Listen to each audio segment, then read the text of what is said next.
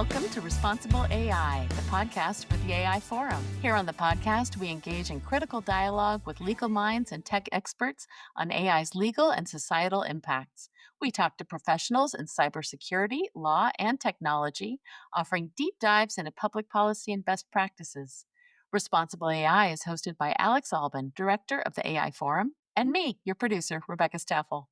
You can learn more at our website, theaiforum.org. We're talking today with Russell Ginns, a veteran author, producer, and inventor who specializes in smart, fun things. He has worked for Sesame Street, Hooked on Phonics, Nintendo, and he's created video, software, escape rooms, and interactive products for NASA, the American Association for the Advancement of Science, Dr. Seuss, Minecraft, Anheuser-Busch, and the Girl Scouts. He's also the author of more than 100 books for kids, including the beloved middle grade adventure series Samantha Spinner and the Super Secret Plans. Russell, welcome to the show. Well, thank you for having me. Russell, it is a pleasure having you on our podcast. And we are very happy to have someone who has a creative brain and resume to share their thoughts on what's happening in the world of technology and AI. And I'm just going to trip you up at the beginning because I'm looking at you worked for the Girl Scouts and NASA. Is there a connection where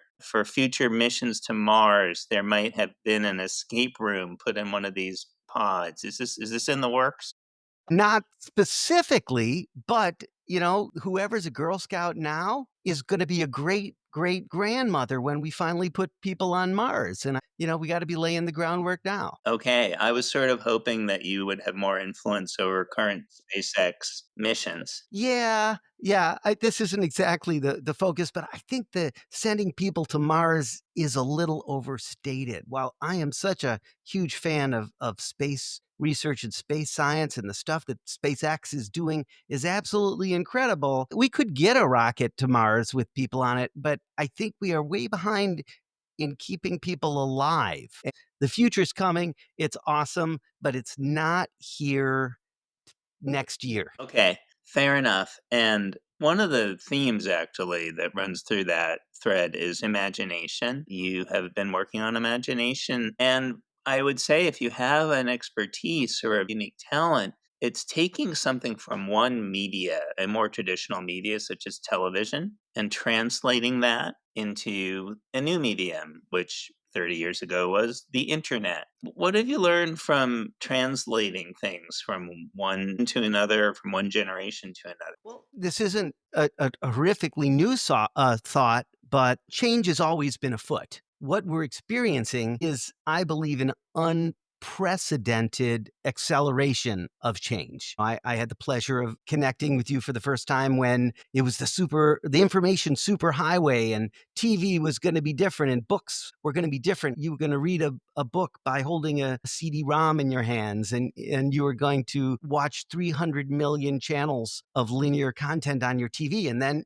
lo and behold, it led to completely different things. People were shopping and playing games and social media on the web. So change has always been afoot, and change is afoot, and more than ever, faster than ever, more disruptive than ever. And I think there's both good and bad there, and that's what we can get into. And like I started to say, I think as a person like you, like many of us, our whole careers has been looking for opportunities and dealing with the repercussions of changing messaging, changing medium. But I think it's happening so fast. And then the last thing I wanted to throw out there was, you asked me to be on your show about 7 months ago. And at the time, I was still in the fear, rejection, depression, and denial phase of AI transforming one's career. And I'm happy to say I've got a new attitude, so now I can come on your podcast, not say, "Oh, it's all horrible, it's horrible, it's horrible." But now it's amazing, and I'm excited to talk to you about it. All right. Well, let me take a question from the back of the card deck here. What do you tell younger people who are getting into the creative fields? Because it is a time of disruption and accelerating change. So what are you telling young people who are saying, I want to get into publishing or I want to be an author? Well, until you said that last part, I say, well, everybody is in publishing now, because the gates have fallen or are falling, and there will be new gates, and there's just as many new challenges, but amazing opportunities. I do bump into a lot of people who say, "Oh, I'll never use that," or "We can't do that," or "Don't use that tool. It's riddled with errors. Don't use AI to help you write something because it's wrong." Or a lot of people taking a stand, as it's good for people to take a stand and say, "Oh, I don't want to use this tool because it's laying waste to artists and writers and poets." But I also tell them, yeah, but you gotta can't beat them, so you gotta join them. And I'm not saying that's what I'm doing. I'm saying, well, I see the light. It's an amazing tool, an amazing millions of anything tools. So that's one thing. But the other thing I tell young people, especially, is just do. Just start doing stuff. And as an author, you visit lots and lots of schools and libraries and book presentations and author visits. And I always say over and over again to kids, it would be like, you don't just be an author. You don't just write a big book. You just write every day. Write a little bit every day. Write a song, write a jingle, change the words to a song you love, add your dog's name to it. And I say that all the time. But lo and behold, now it's not just about writing. You can make a video. Don't have to be a classically trained artist to deliver a very detailed portrait. You can write songs, and some things I don't want to say are being devalued, but now we're getting at what is the actual value. So without getting too philosophical, what is an oboe, for example? An oboe player. It used to be an oboe player was someone who is trained on this physical object, the fine and very particular art of getting that amazing, unique oboe sound out of it. And now everybody's an oboe player. And so if you're just an oboe player, well, now you're competing for the three remaining full-time oboe playing jobs. And that's happening in every field, creative fields especially, but it's happening certainly in engineering fields. And everything is being touched by this, and you can ignore it. You can be scared by it, or you can jump on it and see all the amazing opportunities. And so if I sound a little sort of rah, rah, rah at the moment, is because I just went through it. Okay. Not You're not afraid of being replaced by the AI robot children's author? Well, I already have been. No, Okay. so we're okay. And no, I'm not a kid anymore. So when the robots come and totally turn us into pets, I'll be gone. But the kids of today, they'll be having to deal with that little dark reality. When you wrote Samantha Spinner and the Super Secret Plans series of books, Hmm. tell us a little bit about the creative process in terms of starting as an author, but also the whole journey that you took in terms of getting out there to market the book to today's generation of 10-year-olds. So that's actually an interesting example because books are, whether you want to say dying or transforming or changing or fading away, but the whole idea of taking in a story on a crushed tree pulp, it's done. It's only something that old people do, mostly women, and that's not a swipe at anything. It's a fact because everything is market driven. I remember 15 years ago when my daughters were looking at young adult books at the library, and I was looking at the shelves, and there was nothing for guys already. And this is like 2004 or maybe 2008, and it's because the market had already responded to the fact that less and less guys were reading for pleasure. But now that trend has just continued. And so I say things like often, books are dying.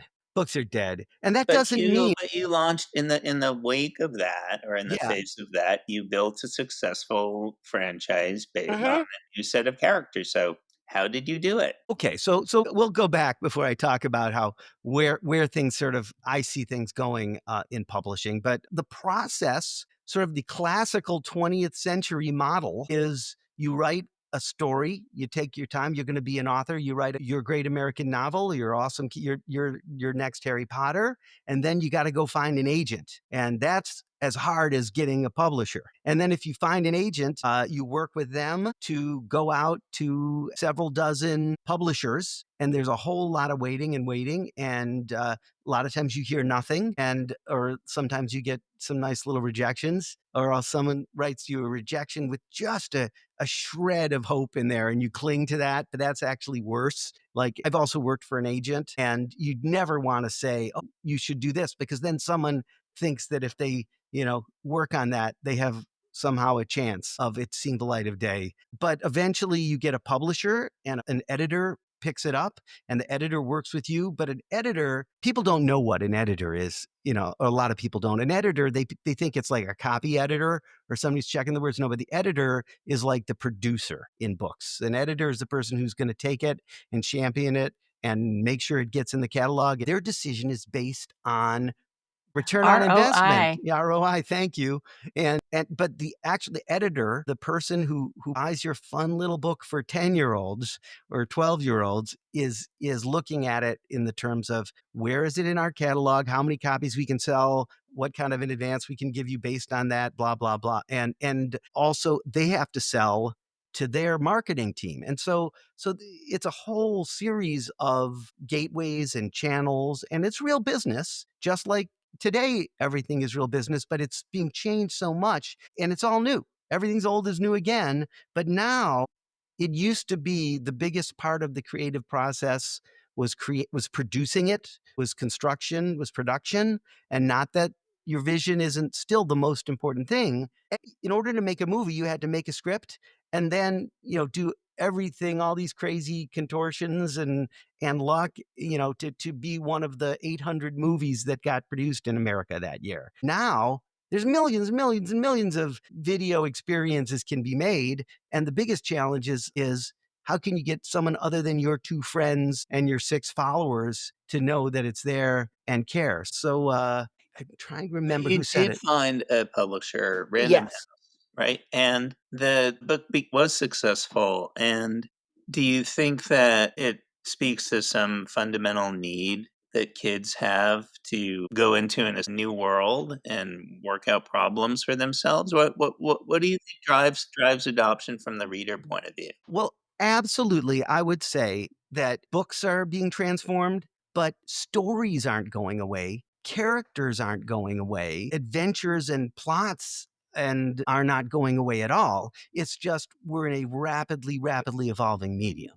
And so I think, as a person who loves the printed word, it's hard to think about, people are not as much, I would say a lot less, going to be taking in an adventure, a story, an experience by reading a succession of paragraphs. That is fading away. And I, as a wordy person, as a writer, as a person who was an English major and grew up reading books, it's not the greatest.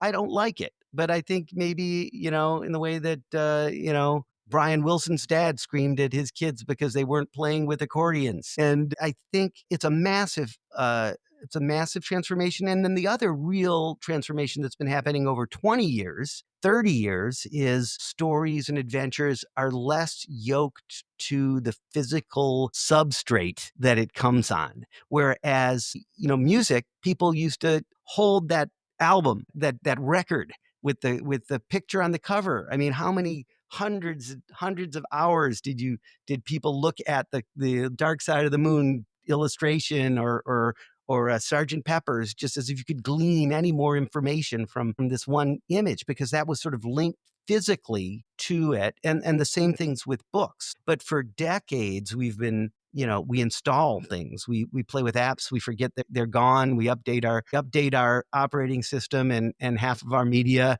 Well, I forgot about that, now it's gone. And so we're not as connected with the physical thing, and especially books. And so here's my last diatribe on that subject, perhaps. In the early 20th century, candles changed as far as their position in people's lives. Up until, I'm making up a date, 1910, 1915, candles, you needed them for some real things in your life. If you didn't light a candle, lights out. You're done working, you're done reading, you're done, interacting with people for the day. And then with the, let's call it the light bulb. It changed what candles are for, but candles didn't go away.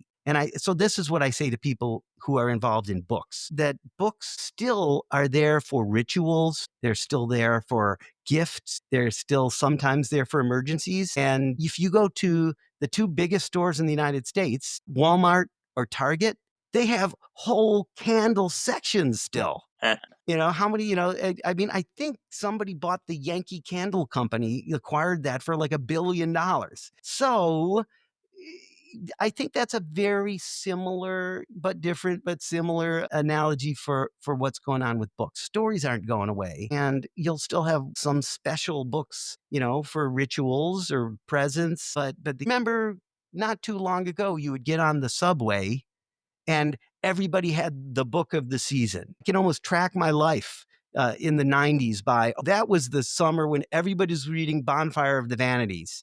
Or, that was the year when you'd get on a plane and look to your left, look to your right. One of them had the Da Vinci Code, Right. And I don't, and then it was, Harry Potter, certainly, or 50 Shades of Grey. And I think that is probably done just because books aren't at the core, physical books. Now, Maybe they're listening to them on their ear pods, and we don't actually know what they're listening to anymore.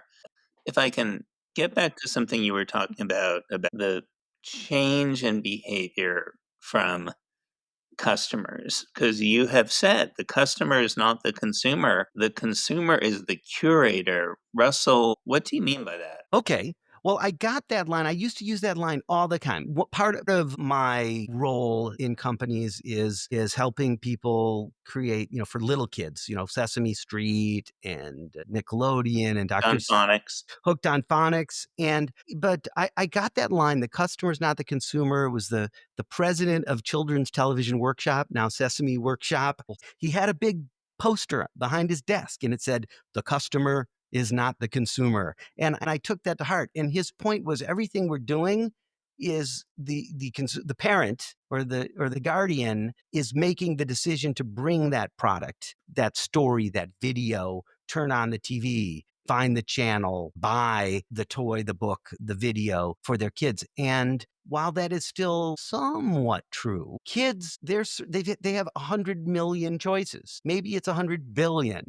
And so the former customer, which was the parent, is no longer making the choice. They're making the choice further up the stream. Okay, you can turn your phone on, you can turn the TV on. And then most parents aren't then sifting through 30,000 kids shows and saying, "Yeah, you're going to watch Bluey." It's now the parents, and if they're responsible parents, they set some guidance in the process, but they're really handing it over for the child to make the decision. And how many times have you heard, "When I was your age, there were only 3 channels on TV." And that's why, I think the most watched non-special event episode of all time, not counting like the Super Bowl and the final episode of MASH, the most watched episode ever, as far as ratings, was some random episode of the Beverly Hillbillies. Episode 111, where Granny drains the cement pond. And why? Because there were only 3 channels and there was something yucky eating on the other channel, and nobody wanted to watch, curling on the other channel. And so it wound up with, 57% of all TV viewers watch that. But my point is, that's not happening again. I think And the quote of "there were 3 channels when I was growing up" is from Aeschylus, yeah, actually. And you've also, as a children's author, Russell, and also as a creator of a lot of different kinds of interactive content, mhm. um, you've talked a lot about how mobile devices don't just change the viewing pattern, they're changing the art form itself. That this Absolutely. shift of engagement ends up shifting the content that's produced. Absolutely. And I think about it because back when I first met you and the world was making this big shift from, network television to the internet along with it. And that was really the rise of a gaming that wasn't just, Pong or Tetris, but engaging with stories and characters and worlds. And along with it, I used to talk about the shift in body position and brain position that went with it. TV, you're leaning back and you're taking it in. Whereas when you're playing a game, you're leaning forward and and engaging it, tilted forward, and you're using your hands a little. And even if you think about, Netflix and Amazon and Apple TV, which are still a relatively, you would say, a passive viewing experience, everybody is choosing and surfing, and 90% of the people don't just push the button and then just take in an hour-long show, but also co-viewing. Everybody's got their phone. Everybody's both distracted and more in-depth engaged at the same time. My partner puts up with me whenever we watch any show and somebody comes on and that person looks vaguely familiar. I pick up my phone and I see, wait, is that? Oh my God, that's Molly Ringwald, except she's an adult, and that's I knew it. That was the guy who played the stuttering lawyer in My Cousin Vinny. So that's my interaction. But if you talk about kids, they're playing a game. Halfway through watching a brand new Marvel movie, they're already downloading the companion video, which might actually more money in production went into the game than the actual show. So that's it. And so what I was thinking, in the context of this conversation is we're like I said, the web 1.0 and beyond leaned us forward. I think now it's getting us closer and closer, and then it's going into our head, because sort of the biggest pieces of that is both customization. If you think about like old school video games, Mario Brothers, you're moving the content around and you're creating a little avatar that interacts with the pieces of content that get moved around. But now, more and more and more and more, you don't even know what content you're going to get. And I don't mean just opening the door and seeing what's beyond it, but programs are looking at you in ways that you're not aware of and dishing it out. Just like if you use YouTube or even a streaming service, why does that video come up? It knows you better than you know yourself, and you watch that, and that is what is coming to entertainment and games and storytelling, is this level of both personalization and I don't yet have the right word for it, but the entertainment knows you and is aware of you, and in some cases more aware and knowledgeable than you are of yourself, as far as what it brings up. And that is amazing. It's just Yeah. amazing. And Russell, let's take that now to the AI level, which is this change has been afoot for the last 30 years. Now we have a layer of tools which can then substitute in a way for the author. If you can prompt the large language model sufficiently, it will generate a screenplay or generate a TV series. Now, there have been many, many critics of this phenomenon of the AI author. Do you think of it more holistically as you are accepting our new overlords, or what are your thoughts as a creator? Absolutely. I think that it's just shifted what the creator is. Just like, when we went from plays to movies and television, it shifted where the creator was. I think this is a shift to, whether it's physical or in the imagination, in the digital process, the creator is now a level deeper into the process. Traditional entertainment and media still is going to persist, but now, the real big decisions, whether it's a game or a story or a movie or a series, it's going to be more and more what's just further back in the process. We're going to create the tools for storytelling, and the decision you make in the development of those tools are going to steer the experience, as opposed to when it was further, you go back to 1890 and Lionel Barrymore, how he stood on the stage and presented was how your audience was moved. And then you get to the movies in the 20th century, and it was the director ultimately, and the producers and the whole team, of course, how they put it together affected what was then going to go into your eyeballs and your ears and move you. And now, ultimately, I really think what we're talking about here is whether it's the technology company or who owns the platform or whatever, it's just deeper. But in the background, this massive team of people who make a AAA video game is creating, a system and a set of pieces and then an algorithm that moves the stuff around, and that's what engages you. And so I see at the end of the day, maybe to try to come up with a simpler response to your simpler question, is the creator, the author is just further back in the process or embraces what's further back in the process. And it's really what has value. So if you look at books, traditional book series, whether kids or adults, or traditional movies, it was all about just storytelling. Can you engage someone? And it still is, but the what makes something more successful than others, it's about you successfully make a connection. Because anybody can now type into Chat GPT and spit out a 2,000-page book. Wow. Whereas before, Ignatius J. Riley had a 2,000-page book and he felt like he accomplished something. And or Herman Melville wrote a 900-page book and had something.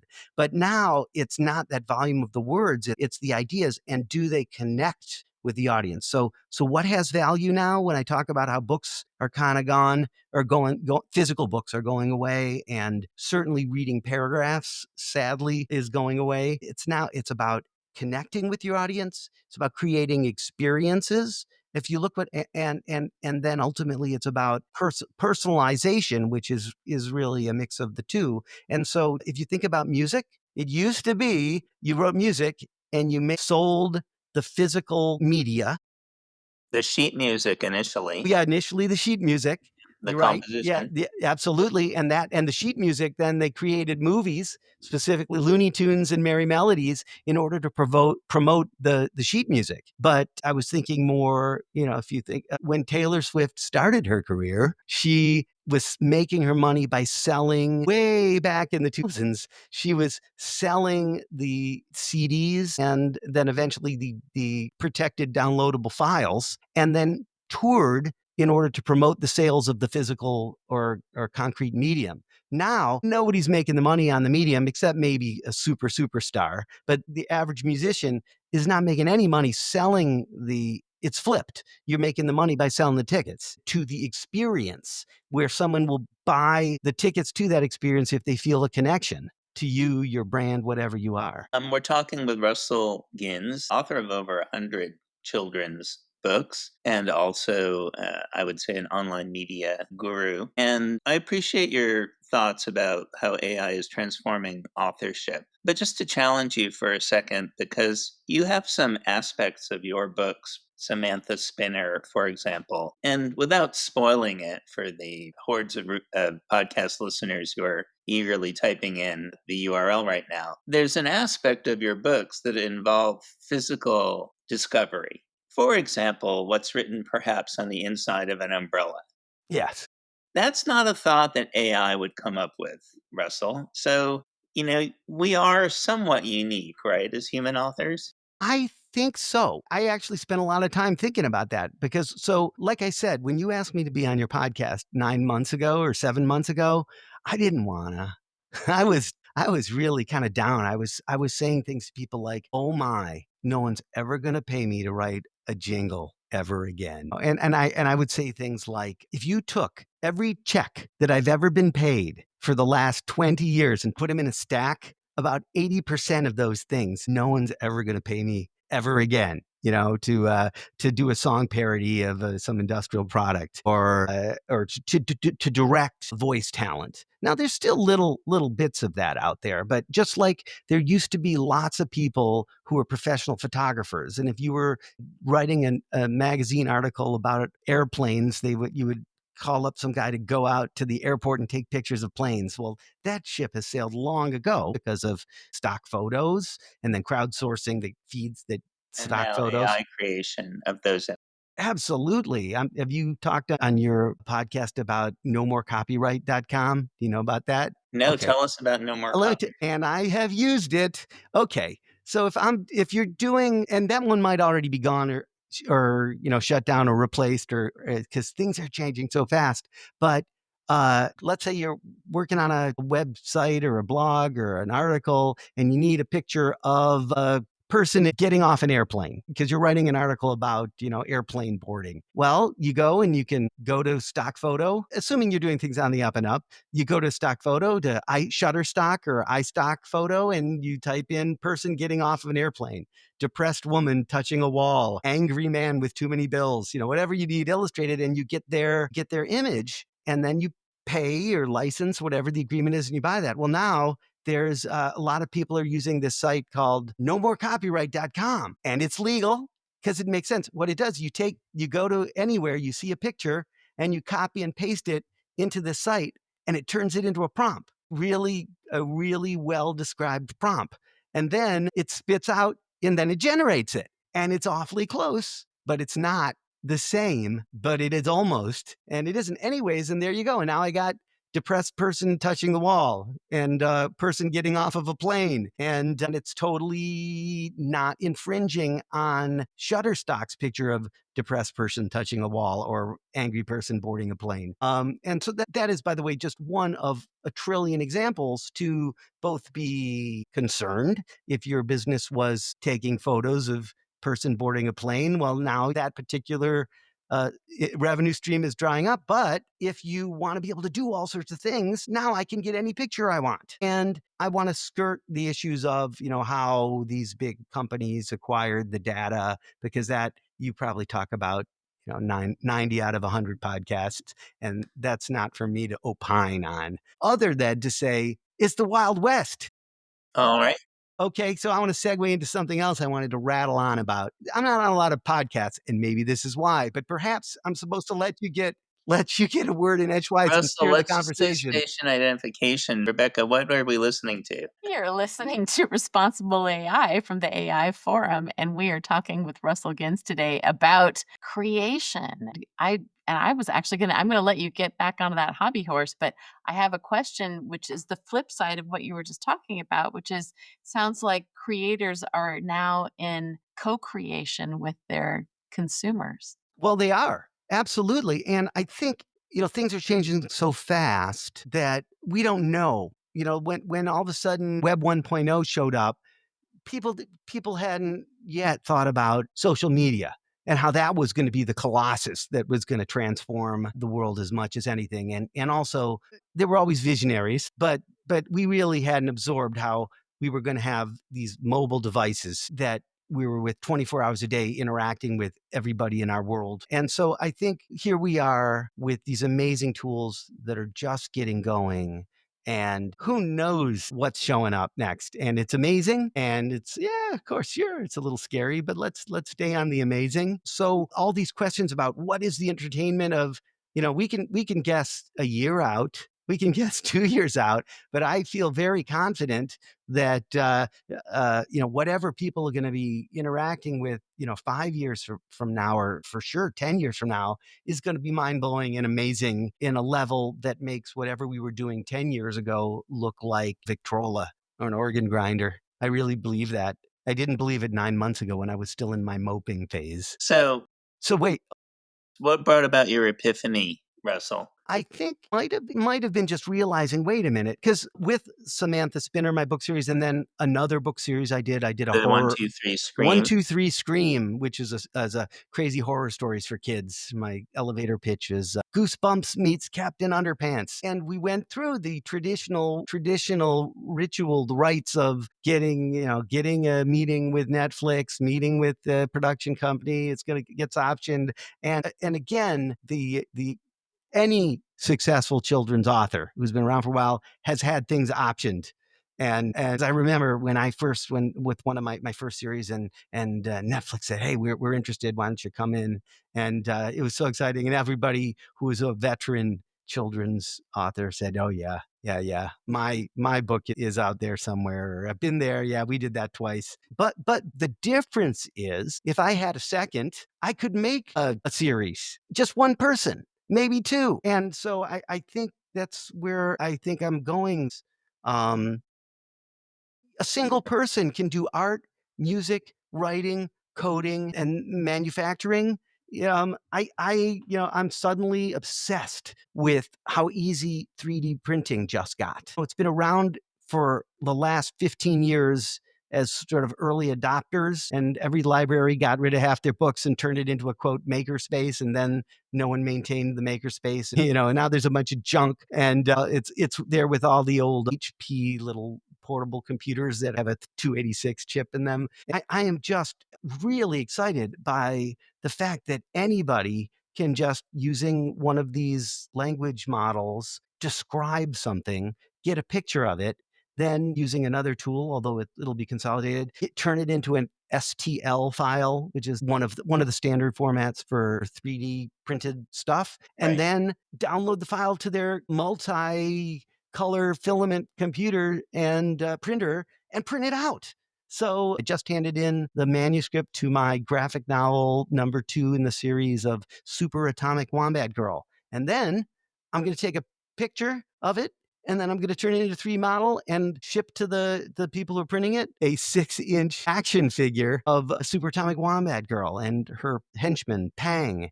And I'm working for this museum in DC. I'm doing fun activities. They have an escape room. What's the name And of the museum? oh, it's called Planet Word. It's the Museum of Language in Washington, D.C.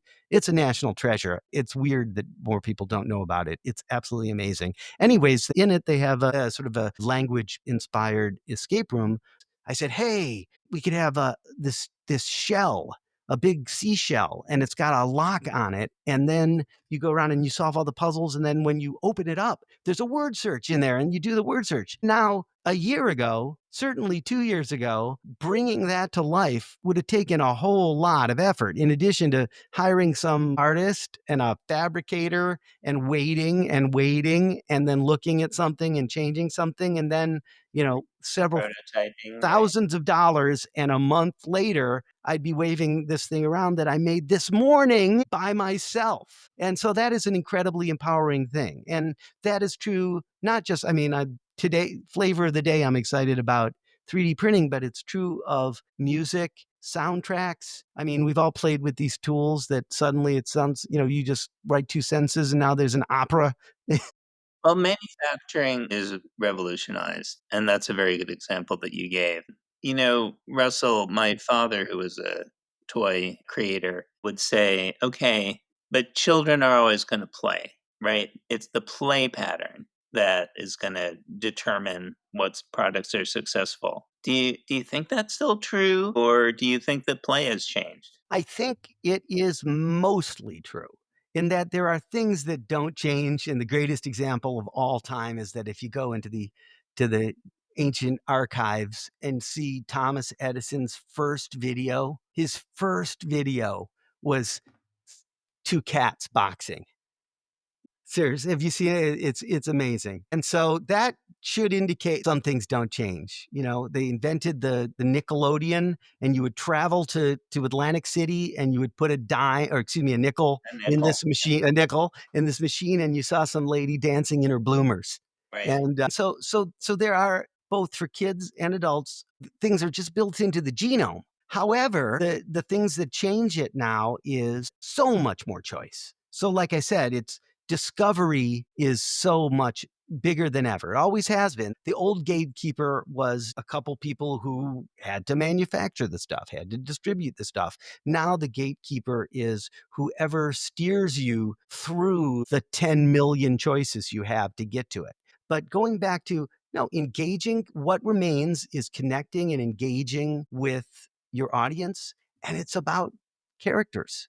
And that hasn't changed. Star Trek, nobody says, oh, there's this really cool, it's about a spaceship that goes to planets. No, it was about Mr. Spock, Captain Kirk. And I picked that old example, but that's true of Stranger Things. People love Stranger Things not because there's a big scary monster and a ridiculous excerpt from the never ending story. While that's awesome, but no, you watch the show or you don't watch the show because you like those kids, or you care about those kids, or you hate that kid. Or The the mom. or the mom. Yeah, Game of Thrones success hinged on, did you hate King Joffrey, but not too much? Did you enjoy hating him? And everything else is play patterns and craft. So that goes back to, can you make a connection with whoever's you've got their attention for a microsecond? Russell, we don't have a lot of time left in this fascinating, wide ranging chat. Is there something we missed talking about in terms of the creative process or how AI is transforming creation that we should be noting before we leave? Two quick things. One is, I don't think there's as much of a career for somebody who does one thing anymore. I have friends who have been illustrators their whole career, and It's a tough road right now. yeah, but it doesn't mean that, oh, you're done. If you think you can just do that, you're done. But what made you an illustrator, in the first place, your ability to create something engaging using your artistic skills. But on the flip side, most illustrators I know couldn't write their way out of a paper bag, and their ideas aren't that good. So now they have a robot buddy who can help them put out their ideas in a coherent sentence. Or, similarly, some guy like me who can only draw stick figures now can create the art. So I think that the two biggest takeaways there are, you're not doing one thing, you're creating one idea, and you're doing everything you can to get into it. And then the other thing is, things are changing crazy fast. So you got to be on top of it.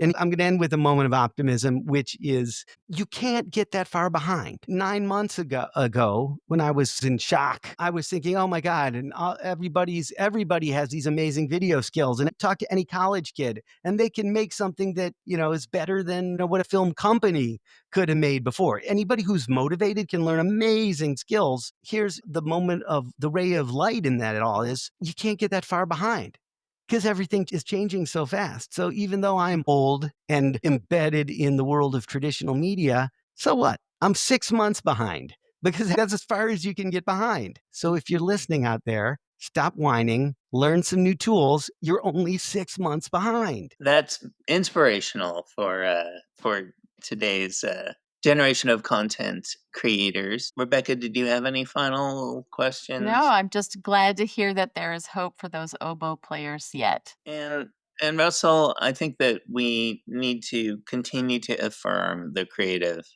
process. Yes, the media is changing, the means of production are changing, the means of marketing are changing and becoming more sophisticated in today's digital world.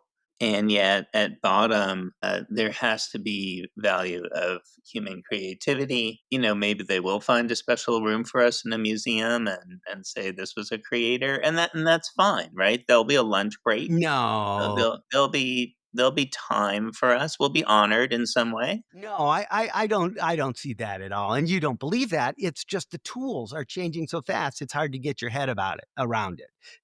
You're just like the painter, and then the camera showed up. And visual art, didn't get worse, didn't get less. There's just new and more and better. That's a wonderful way to end this. We've been speaking with Russell Gins, an author, a content creator, a museum curator, part-time inventor, and we really appreciate your spending some time with us in the Responsible AI podcast. Thank you so much, Alex. Thanks, Russell Gins, for joining us on the Responsible AI podcast from the AI Forum. You can subscribe to the Responsible AI podcast on Spotify, YouTube, Apple, wherever you like to listen. And you can see what we've been reading about the legal and ethical implications of AI on our website, theaiforum.org.